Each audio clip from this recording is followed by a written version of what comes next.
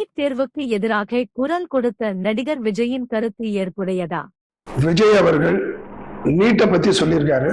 அதனுடைய கருத்து என்ன, அதை பற்றி என்னுடைய நிலைப்பாடு என்னன்னு கேட்குறீங்க.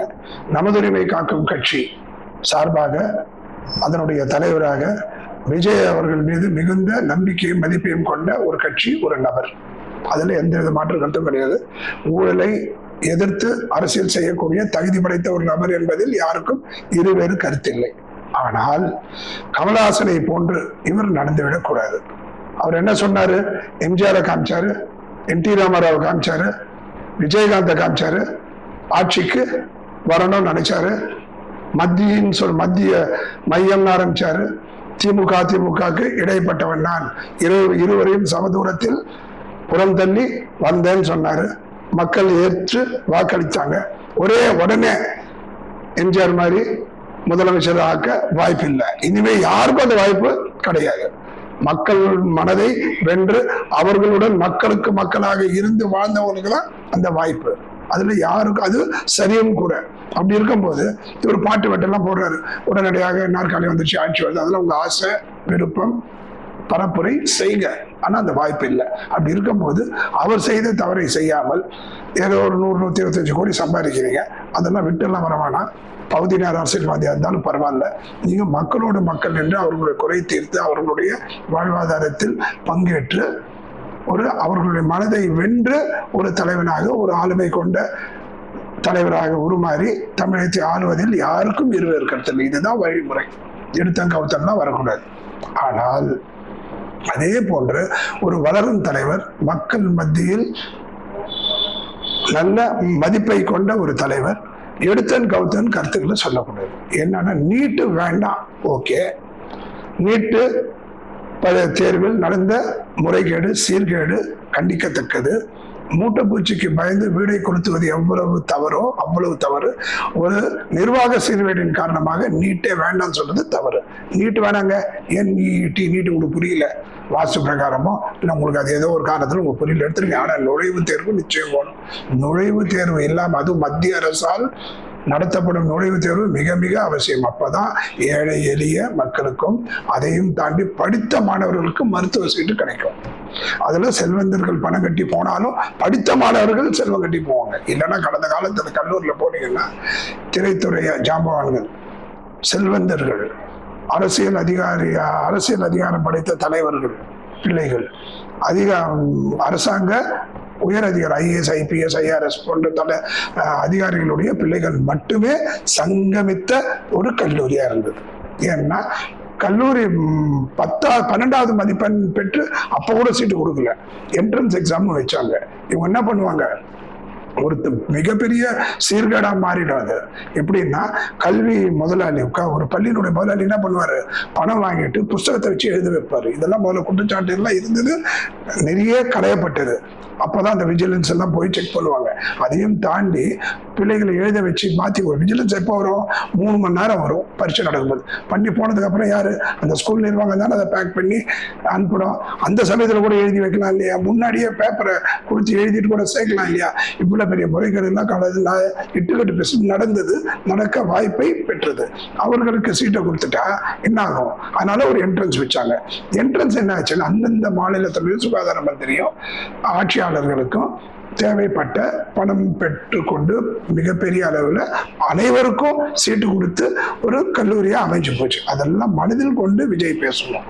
எடுத்தன் கவுத்தன்னு தலைவர் ஆறாரு. இப்போ அவர் சினிமா டைலாக் மாதிரி எதனா ஒன்று சிறப்பாக பேசினா கை தட்டுறதும், சிறப்பு இல்லைன்னாலும் ஒரு பெரிய பாதிப்பு இருக்காது. ஆனால் இங்கே மக்கள் மன்றம், இங்கே பேசும்போது தெளிவாக பேசணும். ஒன்று.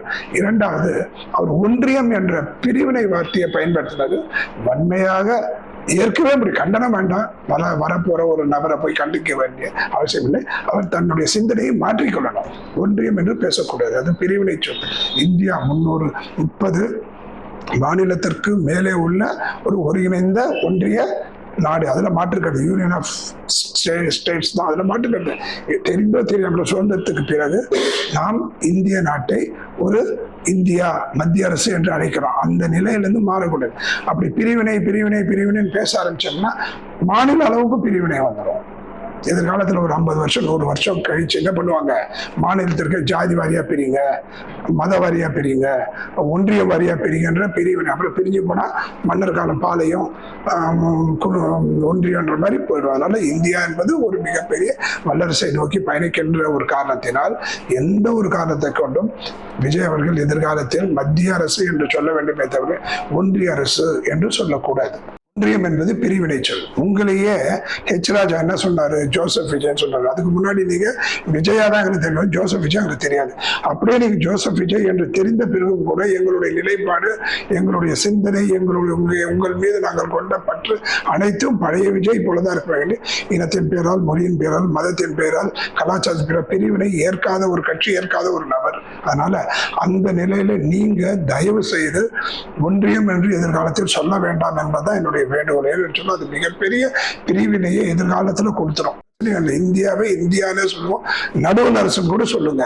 ஆனா ஒன்றிய அரசு என்று பிரிவினை சொல்லை எதிர்காலத்தில் பயன்படுத்த வேண்டாம் என்பதுதான் நமது உரிமை காக்கும் கட்சியினுடைய என்னுடைய ஆலோசனையும் கூட. அதுக்கப்புறம் கூட்டணியை பத்தி பேசுறாங்க. இப்போ கூட சமீபத்தில் ஒரு டிவியில ஒரு தொலைக்காட்சியில பார்த்தேன், பேட்டி கொடுத்துருக்காரு. அத்தனை பேரும் பரவாயில்ல சொல்றாங்க, சீமான் விஜயோட கூட்டணி இருக்க போகின்றார். தயவு செய்து அதை நீங்க தெளிவுபடுத்துங்க, அதை நீங்க ஏற்காதீங்க. ஏன்னா இனம் இனத்தோடு சேரும், காவலர் காவலரோட போனோம், மருத்துவர் மருத்துவரோட போனோம், திருட போனோம், போதைப் பொருள் கொண்டவும் போதைப் பொருளோட சேரும். அந்த மாதிரி அத்தனை குற்றச்சாட்டுக்கும் உரியவர் சீமான். புறந்தள்ளப்பட்ட சீமான் 15 ஆண்டு காலம் தன்னுடைய தொழில் அவருக்கு. அரசியல் என்பது அவருடைய வாழ்வாதாரம். அரசியல் என்பது வாழ்வாதாரம். அந்த அரசியல் இல்லைன்னா சினிமாவே எடுக்க முடியாது. புறக்கணிச்சுட்டுங்க, வேற தொழில் அவருக்கு செட் ஆகாது, தெரியாது. 24 மணி நேரம் குடி, மேடை வந்துச்சுன்னா பேச்சு, மேடை முடிந்த உடனே குடி. அவர் பேசுற பாணியில, அவர் பேசுற சகட்டு மேனி சொற்களை நீங்க ஏற்க முடியாது, அவரை பின்பற்றவும் முடியாது. அப்பேற்பட்ட நிலையில் இருக்கும் நீங்கள் தயவு செய்து சீமான் அவர்களிடம் கூட்டணி இல்லை என்பதை தெளிவுபடுத்துங்க. அவரு விக்கிரவாண்டி தேர்தலில் உங்களுடைய ரசிகர்லாம் கவருவதற்கு நான் அவருடைய தம்பி, அவர் ஒரு வார்த்தை சொல்றாரு, எனக்கு அவரோட நான் 8 வயது மூத்தவன், அதனால அவரு தான் என் கூட சேர்ந்த வேண்டி நான் அவர்கிட்ட போட்டுவிடுவேன். வயதுக்கும் அரசியலுக்கு என்ன சம்பந்தம்? மோடி கூட தான் 73 வயசு, அது கீழே இருக்கவங்களா அவருக்கு பின்னாடி போனோம்னா. இங்க ராகுல் காந்தி அவருடைய வயசு 54 53, அவருக்கு மேல இருக்கவங்க எல்லாம் அவரு கீழே இவங்க வரணுமா? வயதுக்கும் அரசியலுக்கு என்ன சொல்றது? ஏதாவது சகட்டு மேனிக்கு போதையில வளரிட்டு இருக்கிற நபரை நீங்க ஏற்கக்கூடாது. நீங்க ஏற்கும் பட்சத்தில் நீங்க 2வது சீமானாக கருதப்படுகிறீர்கள் என்பதை மட்டும் மனதில் கொண்டு, உங்களுடைய ஊழலற்றன்றீங்க, அத்தனை ஊழலும் பண்ணிட்டு இருக்காரு பொது வாழ்க்கையில் வரதுக்கு முன்னாடியே. அப்பேற்பட்ட நபரை உங்களுடைய கூட்டணியில் இணைத்துக் கொண்டால் அது மிகப்பெரிய அளவிலே உங்களுடைய எதிர்காலத்தை பாதிக்கும் என்பதை நீங்கள் அறிவீர்கள். இருந்தாலும் அதை நீங்க நேரம் கிடைக்கும் போது அதை தெளிவுபடுத்துங்க. குறைந்தபட்சம் உங்களுடைய ரசிகர்களுக்காவது சொல்லுங்க, தீண்டத்தகாத அரசியல்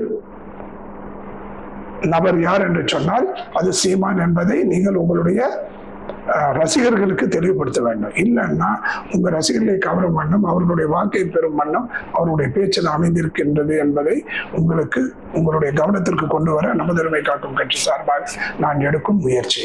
அதே சமயத்துல நீட்டை பத்தி பேசும்போது ஒண்ணு ஞாபகம் வச்சுக்கோங்க, தயாநிதி மாறன் அவர்கள் ஒரு பேட்டி சொன்னார், அது உலக உதாரணம். அவர்களுடைய மகள்களுக்கு நீட்டுனால இந்தியாவில படிக்க முடியல, அவங்க வெளிநாட்டுல போய் படிச்சுட்டு மருத்துவம் முடிச்சுட்டு வந்தாங்க.